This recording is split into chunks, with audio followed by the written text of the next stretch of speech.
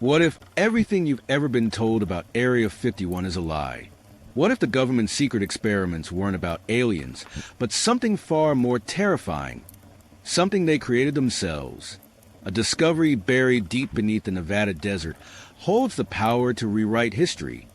But at what cost? Stay with us as we reveal the secrets they never wanted you to know. And ask yourself, how far would you go to uncover the truth? Dr. Alan Myers had always been drawn to the mysterious. A theoretical physicist by profession, his mind thrived on solving the impossible. But nothing in his prestigious career at MIT could prepare him for what awaited in the heart of the Nevada desert. It began on a rainy afternoon in Boston. Alan sat in his dimly lit office, staring at the envelope on his desk. It was unmarked, except for the words, "To the Seeker of Truth." Inside was a single piece of paper with cryptic coordinates and a simple message. Everything you think you know is a lie. Come alone. For days, Alan wrestled with the decision. Logic told him to burn the note, to forget it ever existed. But curiosity, his lifelong weakness, got the better of him. A week later, he stood on the cracked tarmac of a desolate airstrip in Nevada, the sun beating down on him like a relentless interrogator. A black helicopter waited, its blades slicing through the silence. Two men in military uniforms approached, their faces unreadable. "You're Dr. Myers," one of them said. It wasn't a question. Alan nodded, his throat dry. "Get in," the man ordered, and without another word, the helicopter lifted into the sky. The flight was long and silent, the vast desert stretching endlessly below. Alan tried to ask questions. "Where are we going? Who sent for me?" But the men ignored him. When they finally landed, Alan's first impression of Area 51 was underwhelming. There were no flashing lights, no alien spacecraft, just a cluster of nondescript buildings surrounded by fences and armed guards. Inside, he was greeted by Colonel Ward, a man whose cold demeanor could freeze the sun. "Dr. Myers," Ward said, his voice as sharp as his gaze. "You've been chosen because of your expertise. What you'll see here is beyond anything you've ever imagined." Alan was led through a maze of sterile corridors, past labs filled with equipment he couldn't begin to understand. Finally, they arrived at a secure room. Inside, on a metal table, lay an object covered with a thick, black tarp. Ward nodded to one of the technicians, who pulled back the tarp. Alan's breath caught in his throat. It wasn't a spacecraft or an alien body. It was a machine, one that seemed to pulse with a life of its own. Its surface was smooth and black, reflecting the dim light like liquid mercury. Symbols that looked almost organic crawled across its surface, glowing faintly. "What is this?" Alan whispered. "We call it the artifact." Ward replied. "It's not from this world." Alan stepped closer, his hand trembling as he reached out to touch it. A jolt of energy shot through him, and for a split second he saw something. A vision of a vast, dark expanse filled with stars, and then voices, whispering, calling, warning. He stumbled back, his heart pounding. What was that? "The artifact reacts to certain people," Ward said, his expression unreadable. "We believe it's a form of communication. That's why you're here, Dr. Myers, to understand it." For the next few weeks, Alan immersed himself in studying the artifact. It defied every law of physics he knew. Its structure, its energy output, its behavior, nothing made sense. And yet, he couldn't shake the feeling that it was trying to tell him something. Late one night, as he worked alone in the lab, the whispers returned. Faint at first, like the rustling of leaves, but growing louder, more insistent.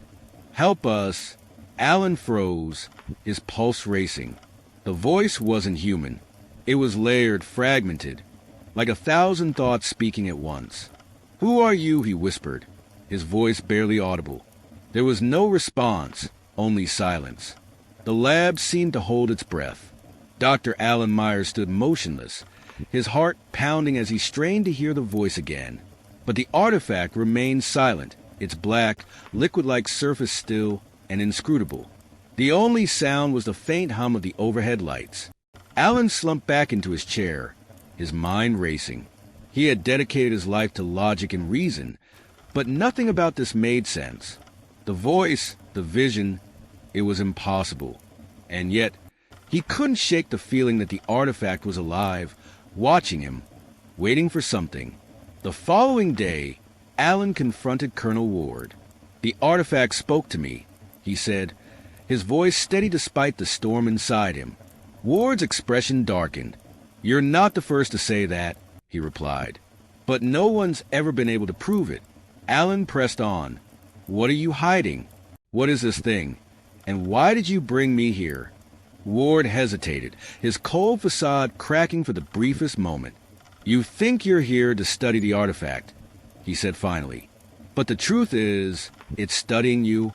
Alan's blood ran cold.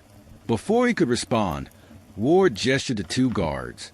"Escort Dr. Myers back to his quarters. He needs rest." Back in his room, Alan couldn't sleep.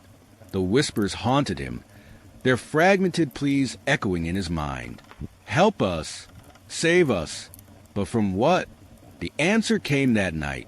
At precisely 3 a.m., the lights in his room flickered and died. The air grew heavy, charged with an almost electric tension. Then, the whispers returned, louder, more urgent. "Look outside!" Alan hesitated, fear clawing at his chest. Slowly, he approached the small, reinforced window and peered into the darkness. What he saw stole the breath from his lungs. The desert, usually barren and lifeless, was alive with movement. Shadows danced across the sands, shifting and twisting like living creatures. In the distance, a faint glow pulsed rhythmically, like a heartbeat. And then he saw it. A figure stood at the edge of the compound, its form cloaked in darkness. It wasn't human, that much was clear. Its body shimmered, blending seamlessly with the night, and its eyes burned with an otherworldly light. Alan stumbled back, his heart racing.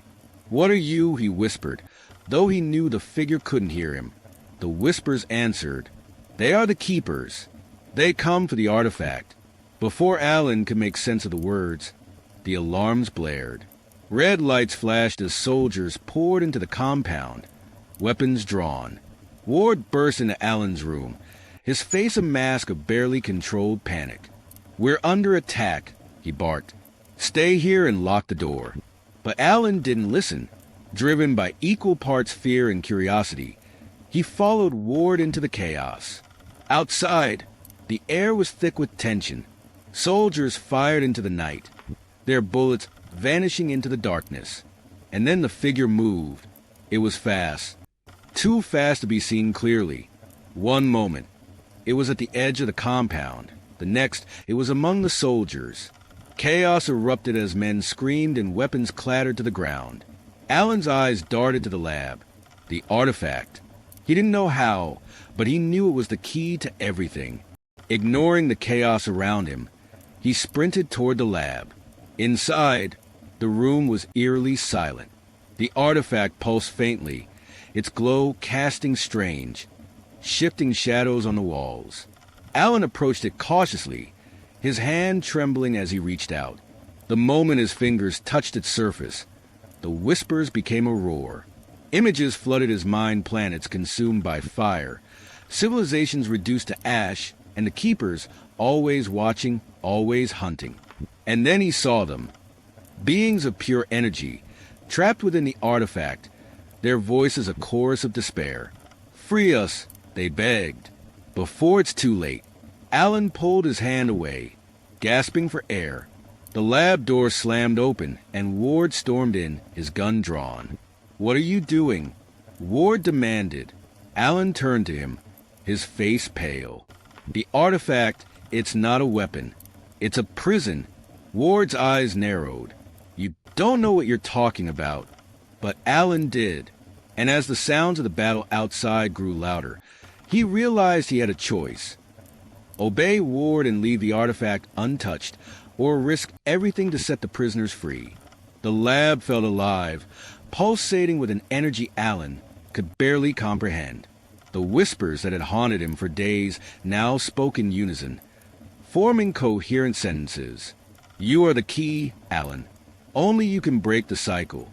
Colonel Ward stood frozen in the doorway, his gun still pointed at Alan. "Step away from the artifact," he barked. His voice trembling with a mix of anger and fear. Alan didn't move. He was no longer afraid of Ward. The truth had revealed itself to him, and there was no turning back. "The artifact isn't what you think it is," Alan said, his voice steady despite the chaos in his mind. "It's not alien technology. It's a cage. And the keepers outside, they're not attacking us. They're here to destroy it." Ward's face darkened, his finger tightening on the trigger. "You have no idea what you're dealing with. This artifact has been here long before humanity. It's the only thing keeping them from overrunning our world." Alan shook his head. "You're wrong. The artifact isn't keeping the keepers out, it's drawing them here. They're not our enemies. They're guardians sent to stop the real threat."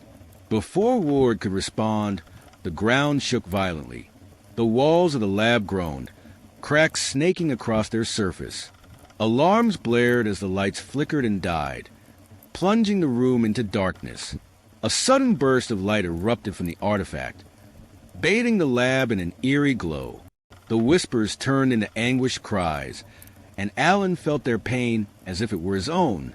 "They will destroy everything," the voices warned, "unless you free us now." The lab doors burst open, and a soldier stumbled in, blood streaming from a gash on his forehead. "Sir, we can't hold them back," he shouted. "They're everywhere." Ward hesitated, torn between his loyalty to the mission and the reality unraveling before him. Finally, he lowered his weapon. "What do you suggest we do, Doctor?" Alan stepped closer to the artifact, his mind racing.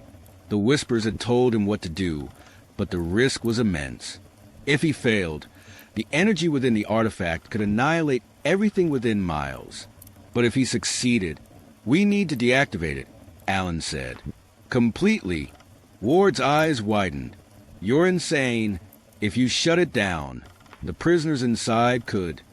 "They're not prisoners," Alan snapped. "They're survivors. The last remnants of a civilization wiped out by something far worse than the Keepers." Ward stared at him, his jaw clenched. Then, with a reluctant nod, he stepped aside. "Do what you have." Alan approached the artifact, his hands trembling. The glow intensified as he placed his palms on its surface, the liquid-like material rippling beneath his touch. "Guide me," he whispered.